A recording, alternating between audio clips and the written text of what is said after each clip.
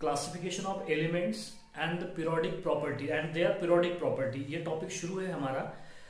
Last हमने previous lecture में जो ट्रेंड प्रॉपर्टीज वगैरह उसमें हमने शुरू की थी, तो उसमें आज हम ट्रेंड प्रॉपर्टीज में आज के लेक्चर में आयोनाइजेशन एनर्जी या आयोनाइजेशन एंथैल्पी क्या होता है ये डिस्कस करने वाले हैं। साथ ही साथ कौन कौन से फैक्टर है जो आयोनाइजेशन एनर्जी पे क्या करते हैं, अफेक्ट करते हैं, और साथ ही साथ हम एप्लीकेशन भी देखने वाले हैं किसका, आयोनाइजेशन एनर्जी या फिर नंबर ऑफ वैलेंस इलेक्ट्रॉन आप कैसे निकालोगे अगर आयोनाइजेशन एनर्जी का आपको ट्रेंड दे दिया जाए। ये सारी बातें हम आज ही के लेक्चर में डिस्कस करने वाले हैं। तो चलिए शुरू करते हैं। देखिए यहाँ पे आयोनाइजेशन एनर्जी जो होती है, it is the amount of energy required, it is amount of energy required to remove an electron from an isolated gaseous species or the isolated gaseous atom. That energy used to remove an electron from the isolated gaseous atom, such amount of energy is called as the ionization energy, या फिर आप बोलोगे उसे ionisation enthalpy. तो देखिए यहाँ पे definition बाकायदा लिखी हुई है।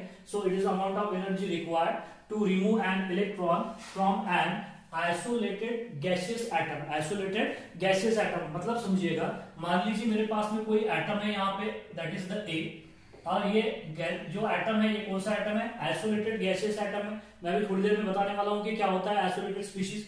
तो ये हमारे पास में कोई आइसोलेटेड स्पीशीज है। अगर मैं यहाँ पे कुछ अमाउंट ऑफ एनर्जी सप्लाई करूं, सप्लाई करने के बाद में इसमें से एक इलेक्ट्रॉन अगर मैं निकाल लेता हूं तो इस पे आएगा एक पॉजिटिव चार्ज और साथ में क्या मिलेगा आपको, दैट इज द एक इलेक्ट्रॉन। तो इस एटम में से, इस न्यूट्रल गैसियस एटम में से इलेक्ट्रॉन निकालने के लिए जो अमाउंट ऑफ एनर्जी यहाँ पे रिक्वायर्ड है, that amount of energy which is called as the ionisation energy. कौन सी एनर्जी बोलोगे, आयोनाइजेशन एनर्जी। और इस केस में जो यहाँ पे जो चेंज इन एनर्जी होगी, यहाँ पे एनर्जी अब्सॉर्ब हो रही है, तो जो चेंज इन एनर्जी होगी वो उसे कहते हैं डेल एच। क्या कहते हैं, डेल एच। तो अब्सॉर्ब हो रही है क्योंकि एनर्जी रिक्वायर्ड है। आपको पता है यहाँ पे देखिएगा कि अगर मेरे पास में यहाँ पे देखिएगा आप, अगर हम यहाँ पे कोई एटम ले लेते हैं, जैसे कि फॉर एग्जांपल कोई भी एटम ले लीजिए, यहाँ पे ये एटम का सेंटर होगा which is called as the nucleus, और न्यूक्लियस के अराउंड में इस तरीके से क्या होती है, फिक्स सर्कुलर शेल होती है या ऑर्बिट होती है। उस ऑर्बिट में इलेक्ट्रॉन लगातार घूमते रहते हैं। और आपको पता है कि ये जो यहाँ पे ये जो इलेक्ट्रॉन्स है, ये न्यूक्लियस और इलेक्ट्रॉन में एक फोर्स ऑफ अट्रैक्शन होता है जिसे हम कहते हैं, इलेक्ट्रॉन जो है वो न्यूक्लियस से बना हुआ होता है by means of force of attraction, that force of attraction which is called as the binding energy. कौन सी एनर्जी, बाइंडिंग एनर्जी। मतलब समझिएगा कि इलेक्ट्रॉन को न्यूक्लियस के फोर्स ऑफ अट्रैक्शन से बांध के रखने के लिए एक एनर्जी लगती है यहाँ पे, जो एटम में मौजूद होती है, उसे बोला जाता है बाइंडिंग एनर्जी।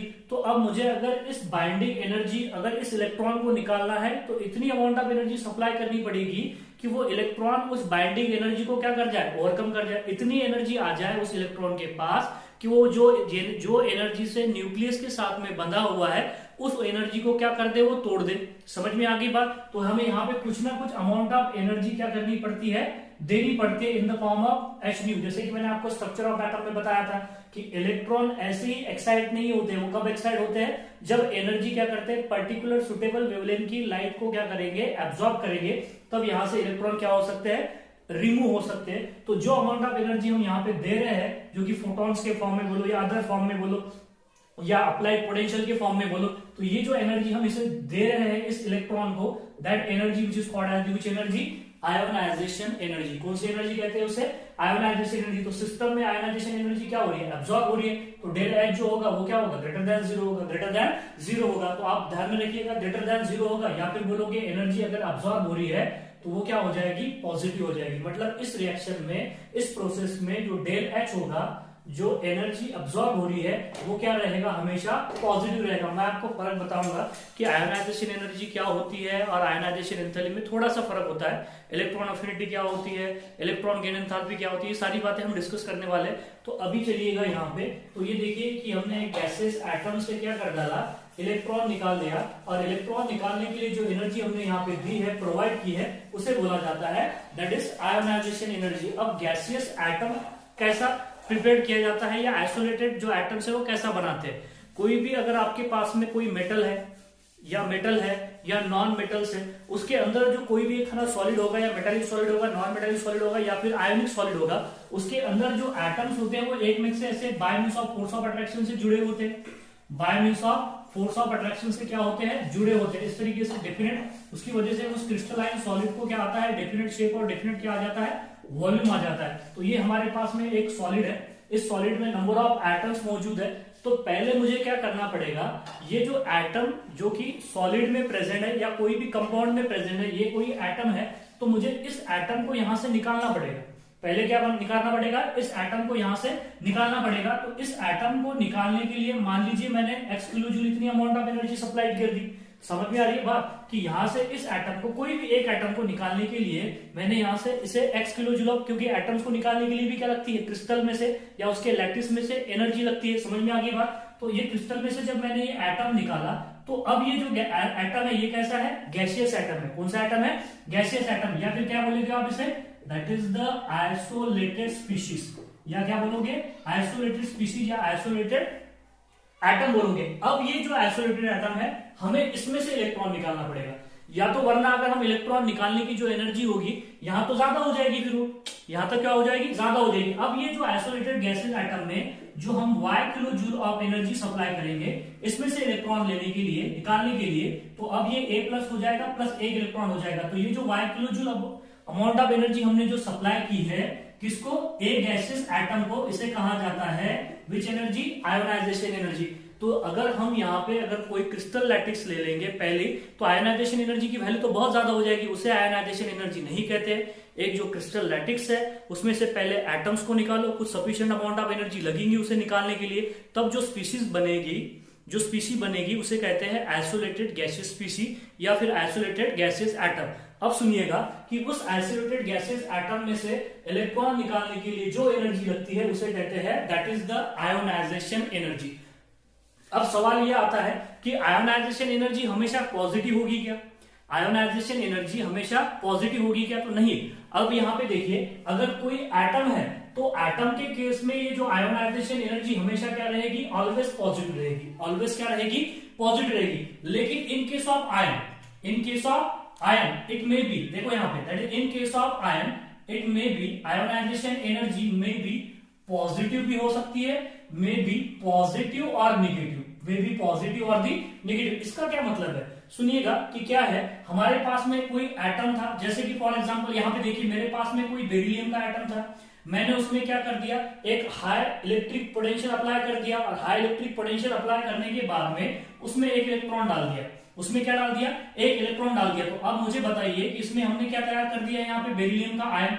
एक्चुअली बेरिलियम की केस में अगर आप देखोगे तो बेरिलियम का इलेक्ट्रॉनिक कॉन्फ़िगरेशन है 1s2 2s2, एटॉमिक नंबर 4 है, 1s2 2s2, stable electronic configuration है, इलेक्ट्रॉन लेना नहीं चाहता, किसी भी हालत में इलेक्ट्रॉन लेना नहीं चाहता, लेकिन हमने जबरदस्ती का उसमें इलेक्ट्रॉन अगर डाल दिया, जबरदस्ती का उसमें इलेक्ट्रॉन अगर डाल दिया, तो वो क्या हो जाएगा, अब मुझे बताइए उसका इलेक्ट्रॉनिक कॉन्फ़िगरेशन क्या हो जाएगा, अनस्टेबल हो जाएगा। पहले तो वो स्टेबल था, तो कोई भी हालत में वो इलेक्ट्रॉन नहीं लेना चाहता था, तो वो कोशिश क्या करेगा, जैसे भी उसे मौका मिलेगा वो इलेक्ट्रॉन देने की कोशिश करेगा।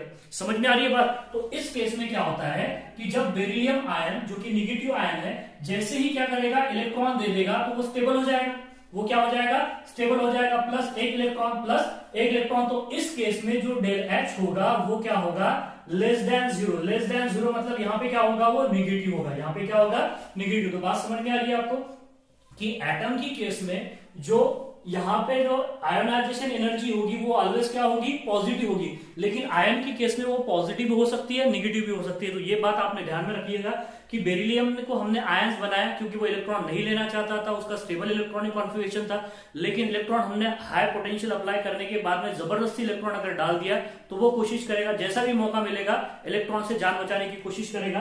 तो तब वो क्या करता है कि एनर्जी रिलीज कर देता है, क्या कर देता है, एनर्जी रिलीज कर देता है। एनर्जी रिलीज कर देगा तो उसको ऑटोमेटिकली स्टेबिलिटी आ जाएगी, क्योंकि energy and stability are inversely proportional to each other. तो इस केस में एनर्जी क्या होगी, रिलीज ही होगी। तो आपको बात समझ में आ गई कि यहाँ पे आयनाइजेशन एनर्जी पॉजिटिव भी हो सकती है, आयनाइजेशन एनर्जी यहाँ पे नेगेटिव भी हो सकती है।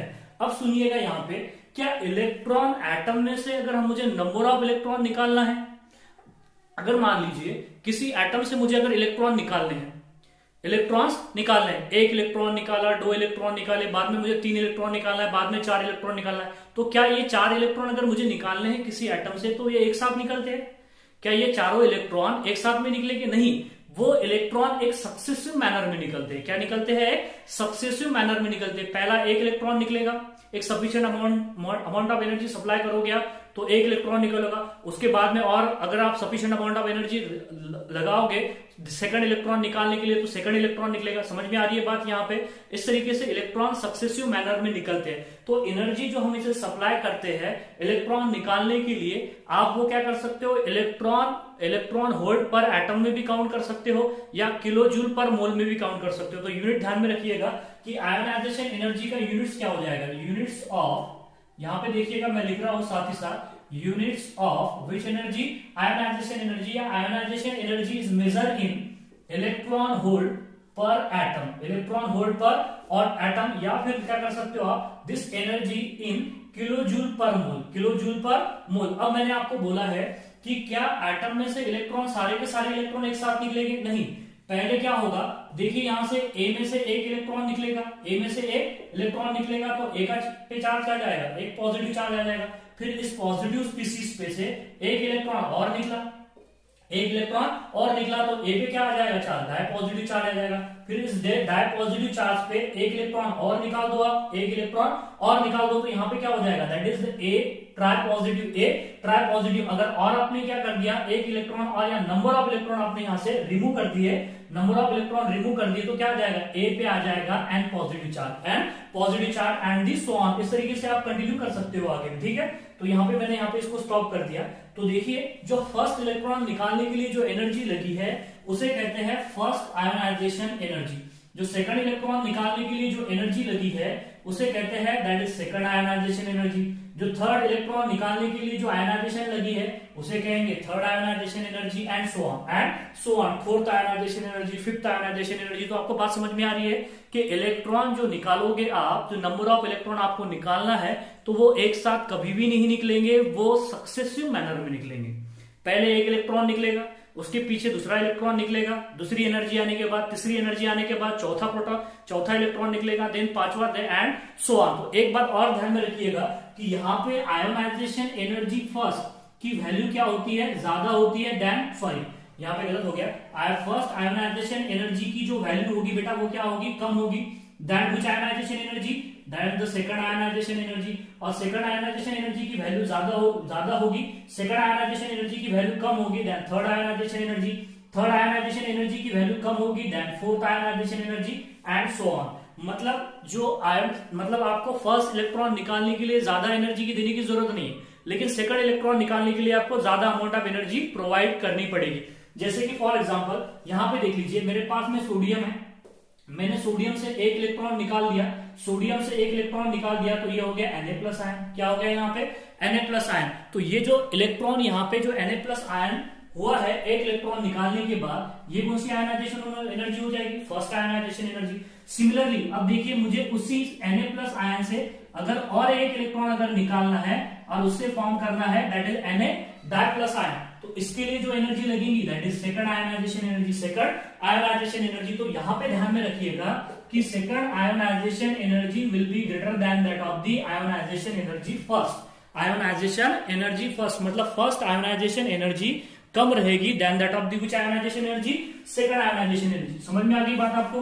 फिर से देखिएगा कि आप इलेक्ट्रॉन जो सोडियम से है वो सोडियम से एक इलेक्ट्रॉन तो कम एनर्जी से निकाल सकते हो आप, लेकिन अगर सेकंड इलेक्ट्रॉन अगर आपको निकालना है तो सेकंड आयोनाइजेशन एनर्जी जो होगी वो सेकंड आयोनाइजेशन एनर्जी जो होगी वो फर्स्ट आयोनाइजेशन एनर्जी से क्या होगी, ज्यादा होगी। ऐसा क्यों हुआ, ऐसा क्यों हुआ है? तो चलिए मैं सोडियम का एक एटम बता देता हूं आपको। फिर से देखिए यही स्ट्रक्चर ड्रॉ करता हूं यहाँ पे देखिए, अगर मैं सोडियम की बात करूं तो सोडियम में न्यूक्लियस हो जाएगा, इलेक्ट्रॉनिक कॉन्फ़िगरेशन 281 हो जाएगा। ये देखिए सोडियम एटम है, ये मेरे पास में क्या है, सोडियम एटम है। तो सोडियम एटम देखिए यहाँ पे इलेक्ट्रॉनिक कॉन्फ़िगरेशन 281 हो जाएगा।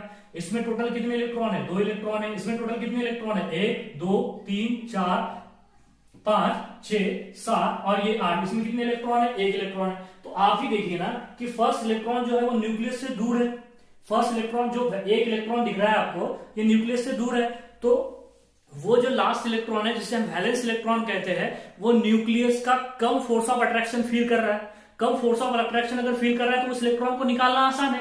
लेकिन जैसे ही आप क्या करोगे, इस इलेक्ट्रॉन को निकाल लोगे, तो जो सेकंड इनर इलेक्ट्रॉन है, दिख रहा है आपको इनर इलेक्ट्रॉन, जो कि कोर इलेक्ट्रॉन है, मेटालिक कर्नेल में का इलेक्ट्रॉन है, इसे निकालना थोड़ा सा क्या हो जाएगा, यहाँ पे मुश्किल हो जाएगा, क्योंकि this electrons are very close to nucleus and nucleus attractor that is the exert attractive force on the electron. क्योंकि अब यहाँ पे देखिए, एक इलेक्ट्रॉन जाने से क्या हो गया कि यहाँ पे टोटल नंबर ऑफ प्रोटॉन तो कितने थे, 11 थे, लेकिन इलेक्ट्रॉन 10 हो गए, तो 11 प्रोटॉन क्या करेंगे, 10 इलेक्ट्रॉन को मोर टाइटली खींचेंगे, तो वो इलेक्ट्रॉन देना नहीं चाहेंगे। तो आपको बात समझ में आ रही है कि second ionisation energy will be greater than that of the which ionisation energy, first ionisation energy. Second ionisation energy जो होती है वो फर्स्ट आयोनाइजेशन एनर्जी से क्या होती है, ज्यादा होती है। Similarly third ionisation energy second ionisation energy से ज्यादा होगी। Similarly fourth ionisation energy third ionisation energy से क्या हो जाएगी, ज्यादा हो जाएगी। मतलब एक इलेक्ट्रॉन निकालने के लिए जो एनर्जी लगेगी, पहला इलेक्ट्रॉन निकालने के लिए जो कि वैलेंस इलेक्ट्रॉन होता है, मैं आपको बताऊंगा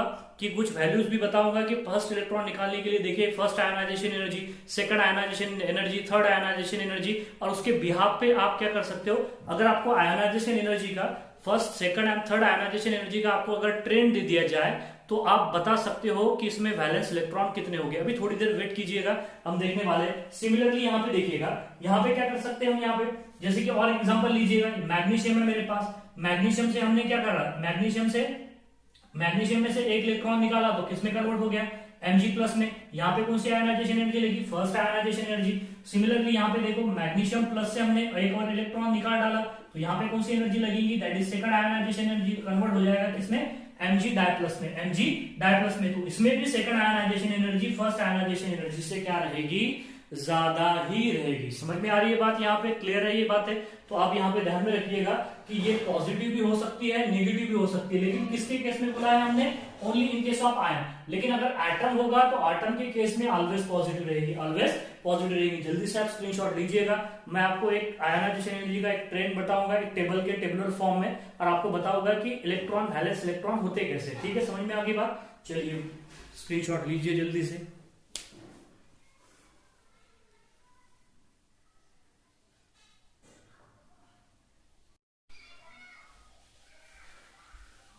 नेक्स्ट देखिए, यहाँ पे एक टेबल की फॉर्म में यहाँ पे कुछ आयोनाइजेशन एनर्जी का आपको ट्रेंड दिया गया है।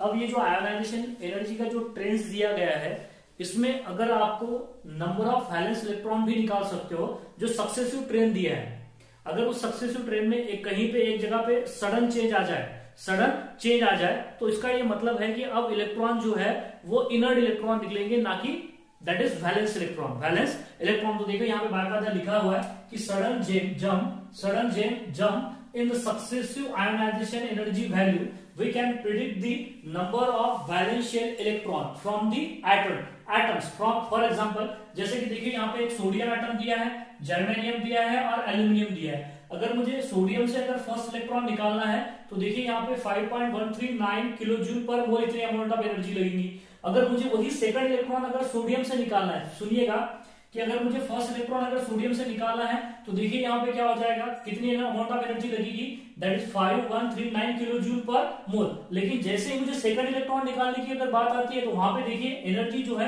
नियर अबाउट 9 टाइम्स बढ़ जा रही है। कितनी बढ़ रही है, about near about 9 times value बढ़ रही है सेकंड आयोनाइजेशन एनर्जी की। इसका क्या मतलब है कि फर्स्ट इलेक्ट्रॉन को निकालना आसान है, लेकिन सेकंड इलेक्ट्रॉन को निकालना थोड़ा सा मुश्किल है। देखिए यहाँ पे कितना मुश्किल है कि यहाँ पे 5 लग रही है और यहाँ पे नियर अबाउट उससे 9 टाइम 47 लग रही है। कितनी लग रही है, 47। इसका क्या मतलब है कि उसमें उस सोडियम में वैलेंस इलेक्ट्रॉन कितने रहेंगे, 1 रहेंगे। यही तो बता रहा है हमें कि यहाँ पे एकदम से इंक्रीज कर जा रही है आयोनाइजेशन एनर्जी, और सेकंड के बाद में तो आगे देखने की जरूरत ही नहीं। यहाँ पे सेकंड इलेक्ट्रॉन निकालो, थर्ड इलेक्ट्रॉन निकालो, देन फोर्थ इलेक्ट्रॉन निकालो, तो यहाँ पे फर्स्ट सडन चेंज हो रहा है, देखो नियर अबाउट 9 टाइम्स बढ़ रही है। तो ये इंडिकेट कर रहा है कि फर्स्ट एनर्जी और सेकंड आयोनाइजेशन एनर्जी में गैप बहुत ज्यादा है। इसका क्या मतलब है कि इसमें वैलेंस इलेक्ट्रॉन कितने हो जाएंगे, 1 हो जाएंगे। ये बात ध्यान में रखिएगा। सिमिलरली और एग्जांपल देखिए, यहाँ पे मेरे पास में जर्मेनियम है, फर्स्ट आयोनाइजेशन एनर्जी कितनी है, 11.26, सेकंड आयोनाइजेशन एनर्जी कितनी है, 26, नियरली क्या हो रही है, डबल हो रही है, नियरली डबल हो रही है। यहाँ पे देखिए 26, बाद में इसके 26 की, ये भी नियरली क्या हो रहा है, डबल हो रहा है। लेकिन थर्ड आयोनाइजेशन एनर्जी और फोर्थ आयोनाइजेशन एनर्जी में भी गैप ज्यादा नहीं है, नियरली डबल का ही गैप है, या 30-35 का गैप है यहाँ पे। लेकिन आप देखो फोर्थ आयोनाइजेशन एनर्जी में और फिफ्थ आयोनाइजेशन एनर्जी में देखिए कितना गैप है, नियर अबाउट 5 टाइम्स गैप है। तो सुनिएगा कि नियर अबाउट अगर 2 to 3 टाइम्स, टू मिनिमम 2 से लेकर मिनिमम 2 या 3 4 5 इतना टाइम्स अगर गैप अगर आ जाता है तो देखिए यहाँ पे कि फोर्थ आयनाइजेशन एनर्जी में और फिफ्थ आयनाइजेशन एनर्जी में गैप बहुत ज्यादा हो गया। मतलब इसमें पहला इलेक्ट्रॉन निकालना आसान था, दूसरा भी इलेक्ट्रॉन निकालना आसान था, तीसरा भी इलेक्ट्रॉन निकालना आसान था, चौथा भी इलेक्ट्रॉन निकालना आसान था। अब ये जो पांचवा इलेक्ट्रॉन निकला है ये कहां से निकलेगा? जर्मेनियम के मेटालिक कर्नेल में से निकलेगा। समझ में आ रहा है? उसका जो मेटालिक कर्नेल्स होगा उसमें से इलेक्ट्रॉन निकलेगा। मतलब यहाँ पे 4 इलेक्ट्रॉन आप आसानी से निकाल सकते हो, लेकिन पांचवा इलेक्ट्रॉन निकालने के लिए समझ में आ रही है कि पांचवा इलेक्ट्रॉन निकालने के लिए बहुत ज्यादा एनर्जी, देखो 5 पट बढ़ गई यहाँ पे, ठीक है। तो 4 इलेक्ट्रॉन तो निकल गए। फोर्थ और फिफ्थ में अगर वैलेंस मतलब एनर्जी का गैप ज्यादा हो जाए तो उसमें वैलेंस इलेक्ट्रॉन कितने होंगे?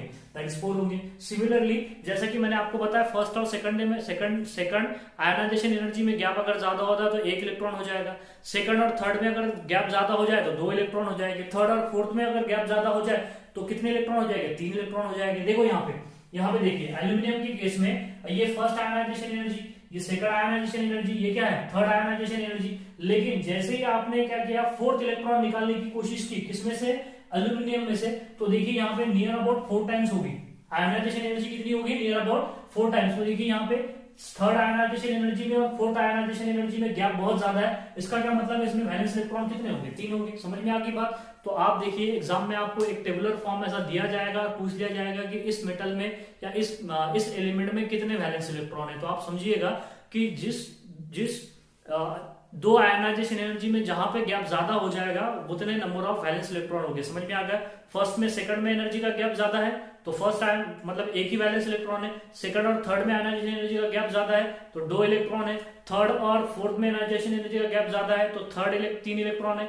और फोर्थ में और फिफ्थ में आयनाइजेशन एनर्जी का गैप अगर ज्यादा है तो उसमें 4 वैलेंस इलेक्ट्रॉन है। समझ में आ गई बात यहाँ पे?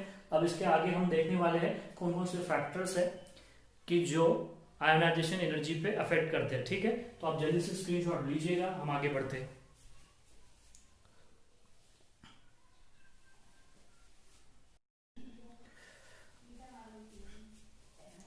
चलिए लास्ट देखिए यहाँ पे अब कुछ फैक्टर्स अफेक्ट करते हैं आयोनाइजेशन एनर्जी पे। मैं साइमंड सबके सब फैक्टर लिख दिए हैं, बस हमें और देखना ही है, बस एक्सप्लेन ही करना है, तो जल्दी फास्ट हो जाएगा।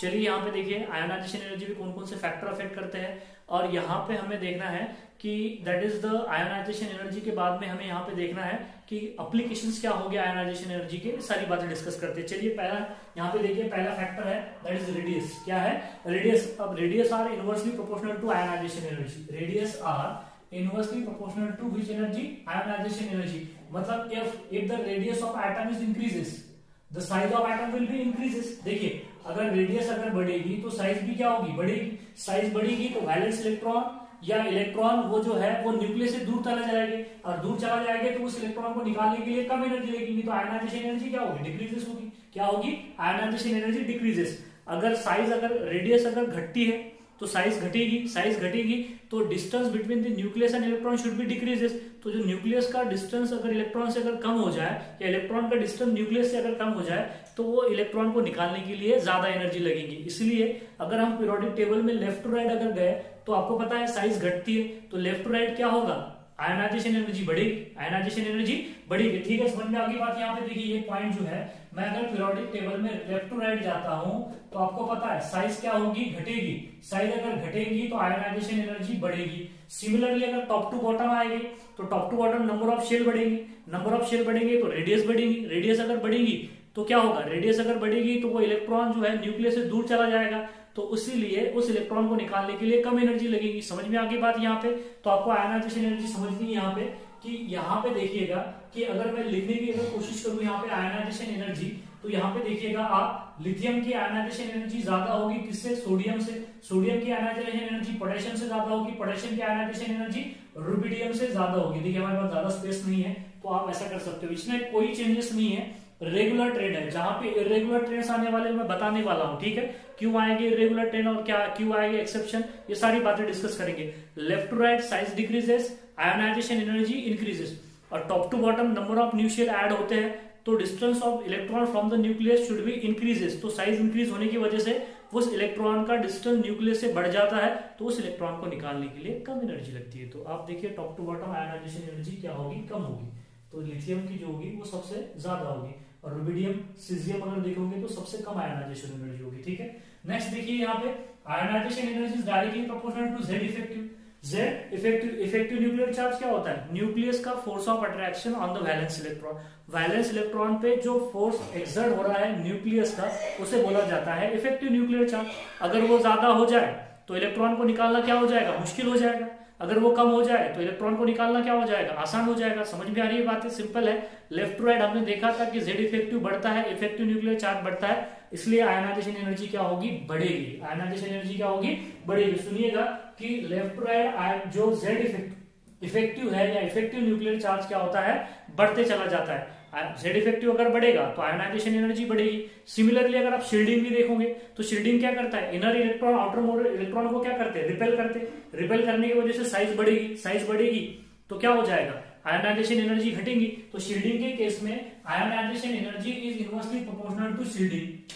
Inversely proportional to shielding. ये बात ध्यान में रखना है आपको कि आयनाइजेशन एनर्जी शील्डिंग को इनवर्सली प्रोपोर्शनल रहेगी, क्योंकि शील्डिंग साइज को बढ़ा देता है। अब यहाँ पे ये इंपॉर्टेंट पॉइंट है यहाँ पे कि ionization energy is directly proportional to stability of configuration. Stability of configuration समझिएगा, जैसे कि मेरे पास में अगर P3 है तो स्टेबल इलेक्ट्रॉनिक कॉन्फिगरेशन है, या फिर क्या है D5 है तो ये भी स्टेबल इलेक्ट्रॉनिक कॉन्फिगरेशन है, या F7 है ये भी स्टेबल इलेक्ट्रॉनिक कॉन्फिगरेशन है, या S1 है तो ये क्या है? सारे के सारे स्टेबल इलेक्ट्रॉनिक कॉन्फिगरेशन है। सिमिलरली S2, P6 या फिर क्या बोलोगे आप यहाँ पे P6, D10 या F14, ये सारे के सारे क्या हो जाएंगे? स्टेबल कॉन्फिगरेशन हो जाएगी। तो स्टेबल कॉन्फिगरेशन में से इलेक्ट्रॉन को निकालना क्या हो जाएगा? मुश्किल हो जाएगा।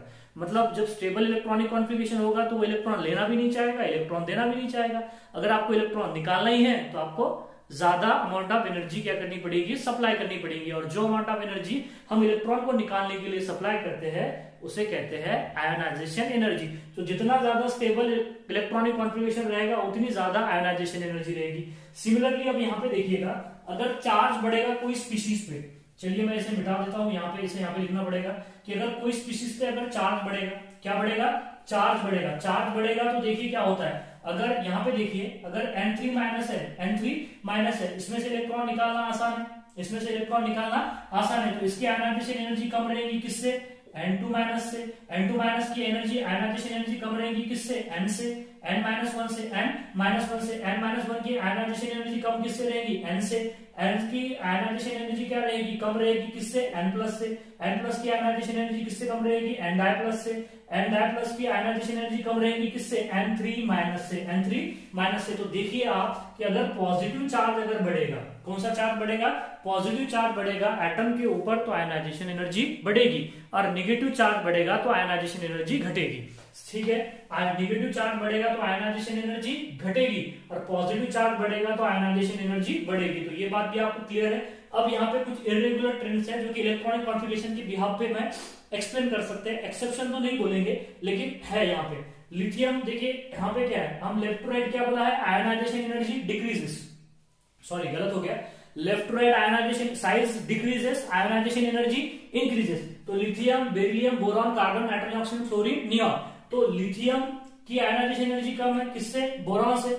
बोरॉन की आयनाइजेशन एनर्जी कम है किससे? बेरिलियम से। होना क्या चाहिए था कि बेरिलियम की आयनाइजेशन एनर्जी बोरॉन से कम होनी चाहिए थी। बोरॉन यहाँ पे होना चाहिए था, बेरिलियम यहाँ पे होना चाहिए था। लेकिन आप बेरिलियम को आप देखोगे तो देखिए बेरिलियम अगर एटॉमिक नंबर 4 है, इलेक्ट्रॉनिक कॉन्फिगरेशन क्या है? 1s2 2s2। अगर आप बोरॉन को अगर देखोगे atomic number 5, electronic configuration 1s2 2s2 2p1 2p1। Beryllium का इलेक्ट्रॉनिक कॉन्फिगरेशन क्या है? स्टेबल है। ये कैसा है? अनस्टेबल। तो देखिए यहाँ पे बेरिलियम की आयनाइजेशन एनर्जी बोरॉन से ज्यादा है। बेरिलियम की आयनाइजेशन एनर्जी क्या है यहाँ पे?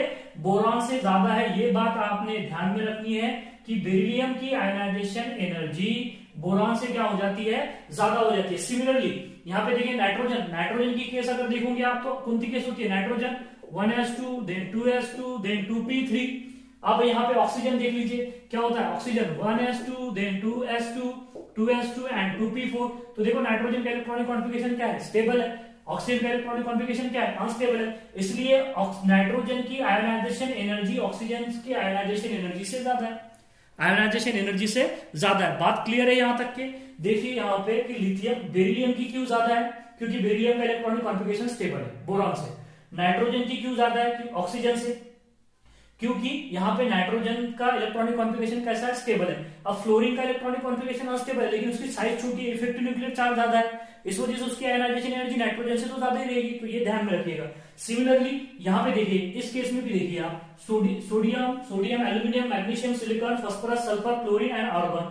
मैग्नीशियम का इलेक्ट्रॉनिक कॉन्फ़िगरेशन एल्यूमिनियम से स्टेबल है, ये 1s2 2s2 2p 1s2 2s2 2p6 and 3s2 3p1, ये क्या होगा 1s2 2s2 2p6 and 3s2 3s2। तो मैग्नीशियम का इलेक्ट्रॉनिक कॉन्फ़िगरेशन स्टेबल है, इस वजह से इसकी आयनाइजेशन एनर्जी क्या हो जाएगी, ज्यादा हो जाएगी, अभी तो देखा है थोड़ी देर पहले। सिमिलरली जो फास्फोरस है उसकी आयनाइजेशन एनर्जी किससे ज्यादा होगी, सल्फर से ज्यादा होगी। सिमिलरली यहाँ पे कैल्शियम की आयनाइजेशन एनर्जी गैलियम से ज्यादा होगी। सिमिलरली यहाँ पे देखो आप, यहाँ पे देखो नेक्स्ट क्या है, यहाँ पे सेलेनियम, यहाँ पे क्या था, दैट इज सेलेनियम, यहाँ पे है ब्रोमीन और ये यहाँ पे क्या होगा, ब्रोमीन और ये आर्गन, ये गलत हो गया हमारा थोड़ा सा, यहाँ पे क्या रहेगा, दैट इज द ब्रोमीन रहेगा, सेलेनियम, ब्रोमीन और लास्ट में क्या रहेगा, यहाँ पे क्रिप्टॉन रहेगा, क्या रहेगा, क्रिप्टॉन रहेगा, नॉट आर्गन। आर्गन तो ऊपर है, आर्गन तो दैट इज द आर्गन जो है वो तो नोबेल गैस है, वो तो उसका इलेक्ट्रॉनिक कॉन्फ़िगरेशन तो बहुत ज्यादा स्टेबल है, ना तो इलेक्ट्रॉन लेना चाहता है ना तो इलेक्ट्रॉन देना चाहता है। मैंने आपको डे 1 में बताया था कि सबसे ज्यादा आयोनाइजेशन एनर्जी किसकी हो जाती है, नोबेल गैस की।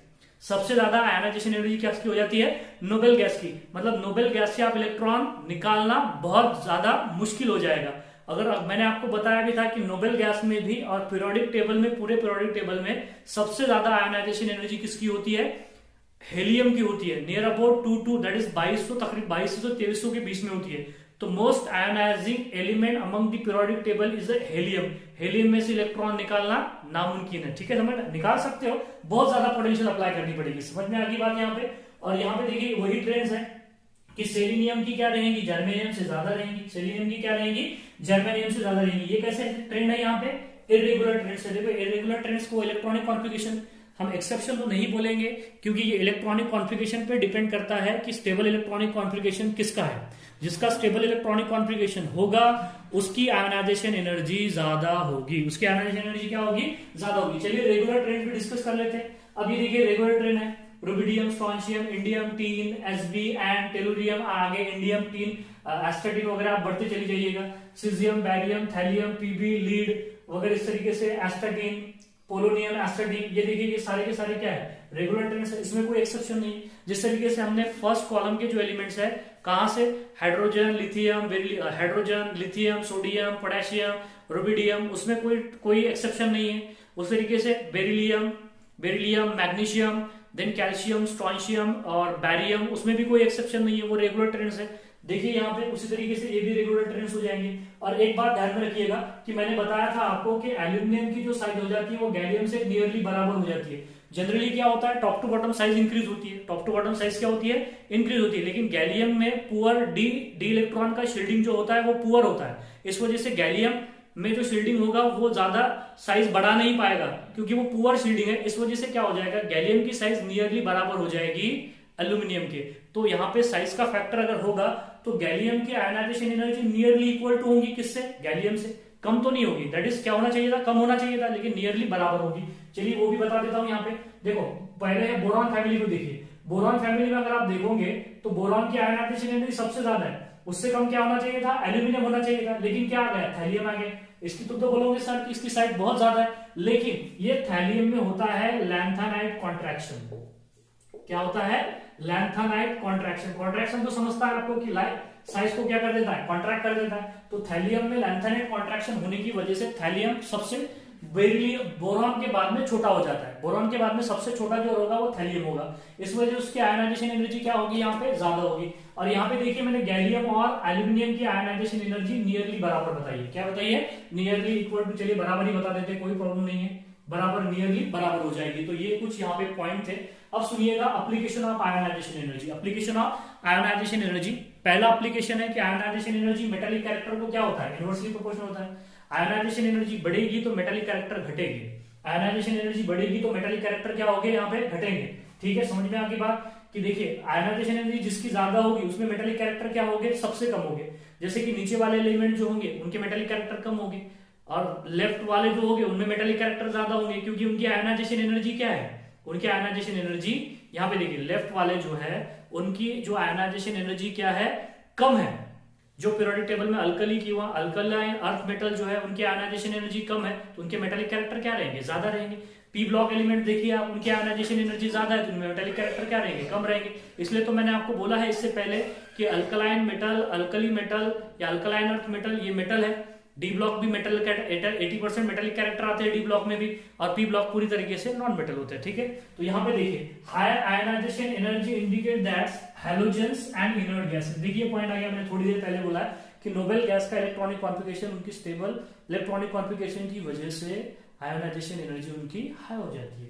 तो हैलोजेंस और इनर्ट गैस की आयोनाइजेशन एनर्जी जनरली क्या होती है, हाई होती है। अगर high value of ionization energy दी गई है आपको तो समझ लीजिएगा कि वो क्या है, या तो हैलोजेंस है या तो क्या है, इनर्ट गैस है। ये इंपॉर्टेंट पॉइंट्स है। Ionization inversely proportional to reactivity. अब इलेक्ट्रॉन निकलेगा ही नहीं, इलेक्ट्रॉन निकलेगा ही नहीं, आयोनाइजेशन एनर्जी ज्यादा हो जाएगी तो रिएक्शन कहां से शो करेगा, तो इनवर्सली प्रोपोर्शनल हो जाएगी।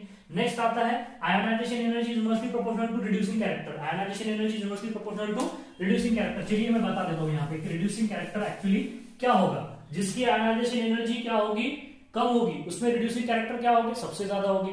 तो क्या होना चाहिए था, मुझे बताइए यहाँ पे कि ऐसा होना चाहिए था कि सीजियम की आयोनाइजेशन एनर्जी सबसे कम है तो रिड्यूसिंग कैरेक्टर उससे ज्यादा होना चाहिए। सीजियम के रिड्यूसिंग कैरेक्टर आरबी से ज्यादा होना चाहिए। आरबी के रिड्यूसिंग कैरेक्टर किससे ज्यादा होने चाहिए, बोलिए यहाँ पे RB, then potassium, potassium then आएगा सोडियम, और सोडियम के बाद में क्या आएगा, दैट इज सोडियम। चलिए मैं थोड़ा सा इधर लिख देता हूँ इसे कि यहाँ पे रिड्यूसिंग कैरेक्टर की अगर बात करें हम, यहाँ पे ये देखिएगा, यहाँ से यहाँ पे लिख देता हूँ रिड्यूसिंग कैरेक्टर। ये थोड़ा सा आड़ा टेढ़ा हो जाएगा लेकिन आप ध्यान दीजिएगा, ठीक है। यहाँ पे रिड्यूसिंग कैरेक्टर लिख देता हूँ। जिसकी आयोनाइजेशन एनर्जी कम, मतलब वो इलेक्ट्रॉन जल्दी से देगा, tendency to donate electron which is called as the reducing power.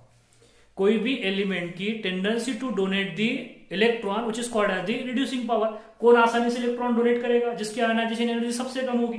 Clear है, तो वही लिखा है कि जिसकी आयोनाइजेशन एनर्जी कम उसके रिड्यूसिंग कैरेक्टर ज्यादा। मतलब यहाँ पे सीजियम जो होगा ये पावरफुल रिड्यूसिंग एजेंट हो जाएगा, किससे, रुबिडियम से। रुबिडियम ज्यादा स्ट्रॉन्ग हो जाएगा किससे, पोटेशियम से। पोटेशियम हो जाएगा सोडियम से, और सोडियम हो जाएगा किससे, लिथियम से। लेकिन ये ऑर्डर तो सही है, ये ऑर्डर तो सही है, लेकिन एक यहाँ पे एक पॉइंट ध्यान में रखिएगा। कौन सी केस में, at gaseous state only. At which state only, gaseous state. कौन सी स्टेट में आएगी ये ऑर्डर, गैसियस स्टेट ओनली। ये गैसियस स्टेट में ही ये ऑर्डर वैलिड है, गैसियस स्टेट में ही ये ऑर्डर क्या हो जाएगी, वैलिड हो जाएगी। अगर आपने एक्वियस स्टेट ले ली तो चलिए मैं यहाँ पे देखिए, यहाँ पे 1, 2 और ये 3 स्टार में लिख देता हूं। अगर आपने गलती से अगर वाटर डाल दिया तो वाटर किसको फेवर करता है, लिथियम को फेवर करता है। वाटर किसको फेवर करता है, लिथियम को। तो ये ऑर्डर पूरी तरीके से कंप्लीटली रिवर्स हो जाएगी। मतलब देखिएगा कि सीजियम एक्वियस, इसकी रिड्यूसिंग पावर कम होगी किससे, आरबी एक्वियस। एक्वियस बोले तो वाटर, ठीक है, एक्वियस बोले तो वाटर। इसके रिड्यूसिंग कैरेक्टर किससे कम होंगे, पोटेशियम एक्वियस से। पोटेशियम के रिड्यूसिंग कैरेक्टर किससे कम होंगे, सोडियम एक्वियस से। और सोडियम के से ज्यादा रिड्यूसिंग कैरेक्टर किसके होंगे, लिथियम एक्वियस के। लिथियम एक्वियस के। ये किस वजह से हुआ है, due to hydration energy. Due to which energy, hydration energy of lithium. Due to the high hydration energy of lithium. Lithium की हाइड्रेशन एनर्जी क्या होती है, ज्यादा होती है। तो बात ध्यान में रखिएगा, मैं पहले भी बता चुका हूं, जब पीरियोडिसिटी मैंने स्टार्ट किया था तो उस टाइम में ही बताया है कि गैसियस स्टेट में अगर पूछा गया आपको तो caesium is the strongest reducing agent.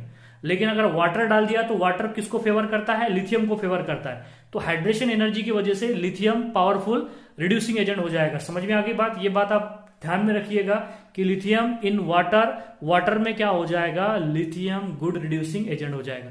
चलिए लास्ट 2 पॉइंट डिस्कस कर लेते हैं कि अगर ionization energy, first ionisation energy, second ionisation energy का gap, first ionisation energy and second ionisation energy का गैप अगर 16 इलेक्ट्रॉन वोल्ट से ज्यादा हो जाए, 16 इलेक्ट्रॉन वोल्ट से क्या हो जाए, ज्यादा हो जाए, तो इस केस में lower oxidation state will be stable. इसका मतलब क्या है, इसका मतलब है कि अगर अब यहां पे देखिए, मैं अगर इस सोडियम से इलेक्ट्रॉन अगर निकालता हूं तो यहां पे देखिएगा, सोडियम से अगर इलेक्ट्रॉन निकालता हूं तो ये कन्वर्ट हो जाता है Na+ में।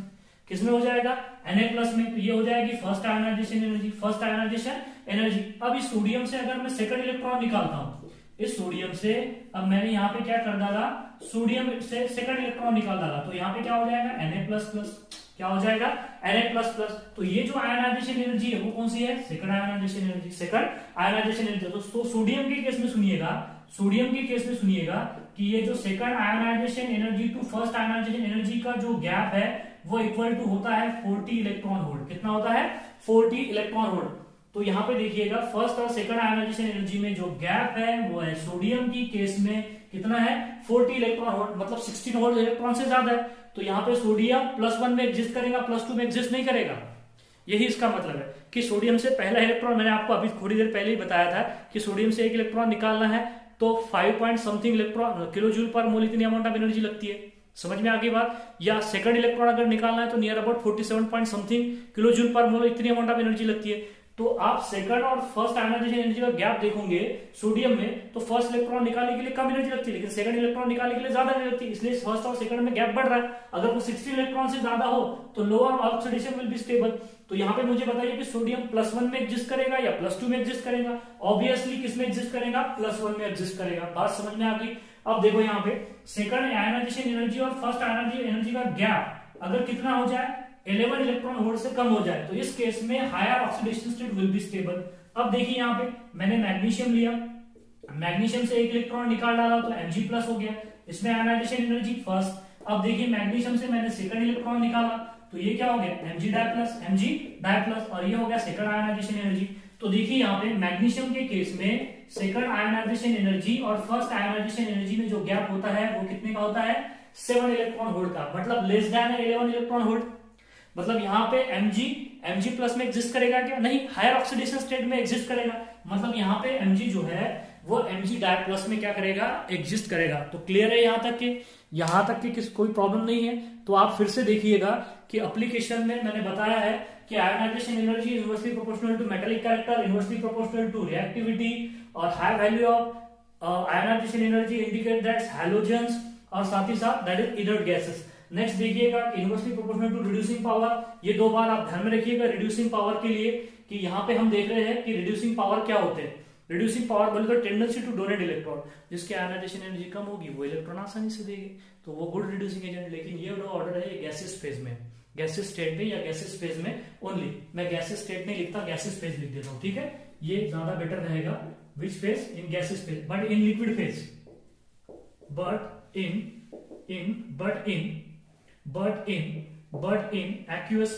एक्वियस फेज बोले तो वाटर ले डाला आपने वहां पे, मीडियम आ गया वहां पे, मीडियम में लिथियम क्या रहेगा? पावरफुल रहेगा।